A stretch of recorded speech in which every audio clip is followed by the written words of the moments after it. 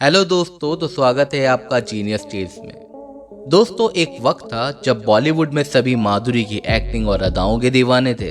किसकी है आहट, ये किसका है साया हुई। और उस समय ऐसा कोई भी नहीं था जो माधुरी को टक्कर दे सके। बरस की कवारी कली थी, घूंघट में मुखड़ा छुपा के चली थी फंसी गोरी।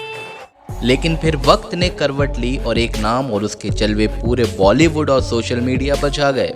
जिसका डांस हो तो लोग पल के झपकाना भी पसंद नहीं करते, जिसकी मासूम सी सूरत, हिरनी सी अदा और नागिन से बलखाती कमर अपने फैंस की धड़कनें रोक देती है। जी हाँ, वो नाम है नोरा फतेही।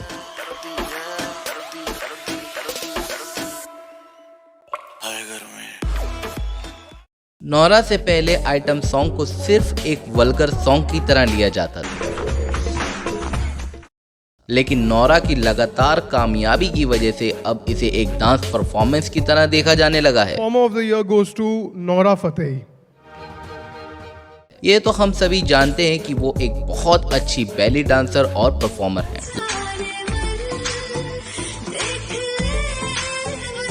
लेकिन उनका ये सफर इतना आसान नहीं था। तो आज हम बात करेंगे नोरा के संघर्ष से बॉलीवुड तक के सफर की कहानी। तो अंत तक बने रहें और चैनल को लाइक और सब्सक्राइब करना ना भूलें। पिक्चर अभी भी बाकी है ना मेरे दोस्त। तो चलिए शुरू करते हैं। नोरा फतेही का जन्म 6 फरवरी 1992 को कनाडा के टोरंटो शहर में हुआ। नोरा एक अरब फैमिली से हैं और उनकी मां मूल रूप से एक थर्ड जनरेशन भारतीय हैं। उन्होंने अपनी पढ़ाई वेस्ट व्यू सेकेंडरी स्कूल और फिर यॉर्क यूनिवर्सिटी टोरंटो से पूरी करी। नोरा को बचपन से ही म्यूजिक और डांस का बहुत शौक था, लेकिन उनकी माँ ने कभी उन्हें बढ़ावा नहीं दिया। इसलिए नोरा अक्सर अपने कमरे में ही छुप कर डांस किया करती थी। नोरा के माता पिता अलग हो चुके थे और नोरा की माँ ही अपने घर की सारी जिम्मेदारियां उठाती थी। आपको ये जानकर हैरानी होगी कि जो लड़की आज डांस में इतनी महारत रखती है, उन्होंने कभी भी किसी डांस स्कूल या एकेडमी से नहीं सीखा। नोरा ने इंटरनेट की मदद से ही सारे डांस मूव सीखे और बैली डांस में मास्टर्स भी किया। एक बार जब नोरा ने अपने स्कूल के दोस्तों के सामने कुछ डांस मूव्स करके दिखाए, तब उन सब ने नोरा का बहुत मजाक उड़ाया और ये एक बच्ची का मनोबल तोड़ने के लिए काफी था। लेकिन नोरा टूटी नहीं और उन्होंने एक आम बच्ची से बढ़कर साबित किया।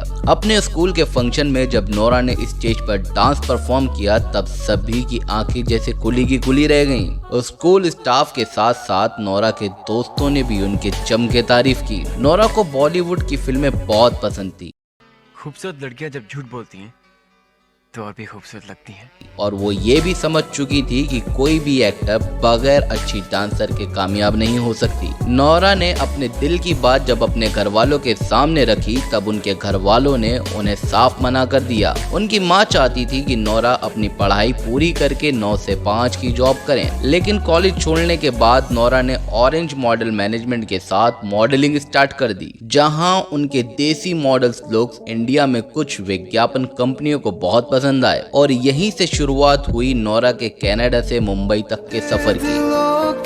देखो जो बाकी आंखें तुझे समझ।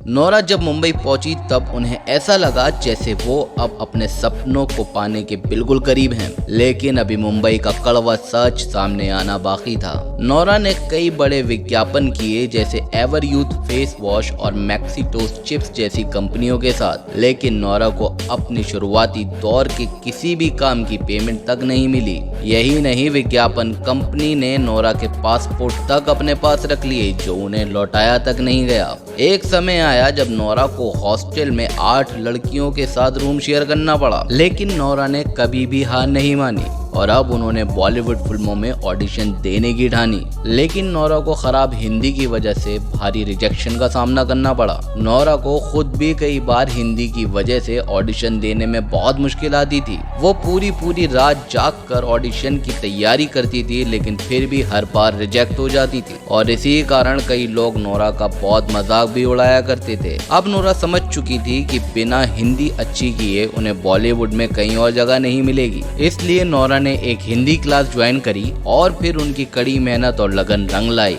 अब नोरा की हिंदी काफी अच्छी हो चुकी थी और फिर नोरा को अपना पहला ब्रेक 2014 की फिल्म रोड से मिला। लेकिन ये फिल्म बॉक्स ऑफिस पर कुछ खास नहीं कर पाई, लेकिन नोरा को इससे अच्छी खासी पहचान मिल गई और ये फिल्म नोरा के लिए बहुत अच्छी साबित हुई। इस फिल्म के बाद नोरा को एक के बाद एक 8 हिंदी, तेलुगु, मलयालम प्रोजेक्ट्स मिले। नोरा को अब बॉलीवुड में पहचाना जाने लगा था और फिर 2015 में बिग बॉस 9 में भी जाने का मौका मिला। नोरा सलमान खान की बहुत बड़ी फैन है और उन्होंने अपने एक इंटरव्यू में ये भी कहा था कि मैं बिग बॉस सिर्फ सलमान खान की वजह से गई थी। बिग बॉस का सफर नोरा के लिए 12 हफ्तों का ही रहा और वहां से उनका नाम बिग बॉस 9 के विजेता प्रिंस के साथ जुड़ गया। नोरा को जब ये पता चला तब उन्होंने ये साफ कर दिया कि बिग बॉस के घर में जो हुआ वो सिर्फ टीआरपी के लिए था और प्रिंस सिर्फ उनके अच्छे दोस्त हैं और उससे ज्यादा कुछ भी नहीं। बिग बॉस की पॉपुलैरिटी के साथ साथ नोरा के भी अब लाखों फैंस बन चुके थे और फिर नवंबर 2017 को नोरा और हार्डी संधू की एल्बम का सॉन्ग रिलीज हुआ और इसने यूट्यूब पर देखते ही देखते आग लगा दी।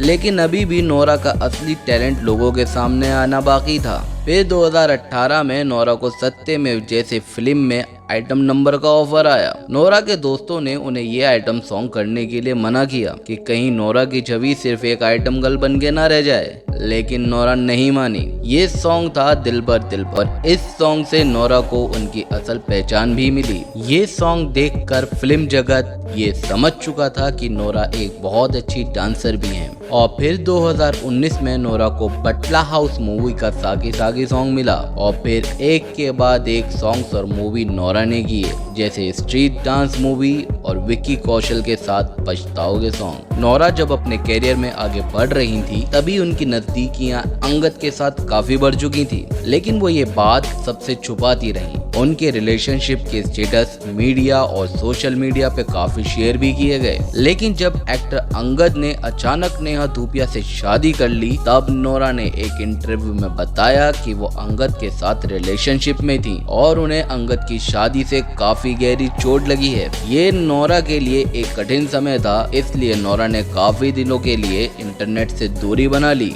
अकेले रहकर नोरा को एहसास हुआ कि उन्हें खुद को संभाल कर अपने करियर पर ध्यान देना चाहिए और नोरा का मानना है कि अंगद का ये कुछ समय का साथ उन्हें बहुत कुछ सिखा गया और अब नोरा पहले से ज्यादा मजबूत हो गई। नोरा एक मल्टी टैलेंटेड लड़की है। उन्हें हिंदी और इंग्लिश के अलावा फ्रेंच, कैनेडियन और अरेबिक भाषा भी आती है। नोरा एक एक्ट्रेस, डांसर के साथ साथ यूट्यूबर और इन्फ्लुएंसर भी है। यूट्यूब पर नोरा के 3.5 मिलियन से भी अधिक सब्सक्राइबर हैं। वरुण धवन और श्रद्धा कपूर नोरा के बहुत अच्छे दोस्त हैं। नोरा बताती हैं कि उन्हें कभी नहीं लगा था कि बॉलीवुड से नाता जुड़ने के बाद उन्हें ऐसे दोस्त भी मिल पाएंगे। नोरा अब बुलंदियों की ऊंचाइयों तक जा पहुंची हैं, जहां अब वो डांस टीवी शोज में एज अ जज पार्टिसिपेट करती हैं। नोरा का हर सॉन्ग आते ही ट्रेंड करने लगते हैं। उनके फैन उन्हें ट्रेंडिंग क्वीन कहकर भी बुलाते हैं। तो दोस्तों, ये थी कहानी नोरा फतेही की, संघर्ष से कामयाबी तक का सफर। अगर आपको ये वीडियो अच्छी लगी हो तो हमें कमेंट करके जरूर बताएं और चैनल को सब्सक्राइब करना ना भूलें। जय हिंद, जय भारत।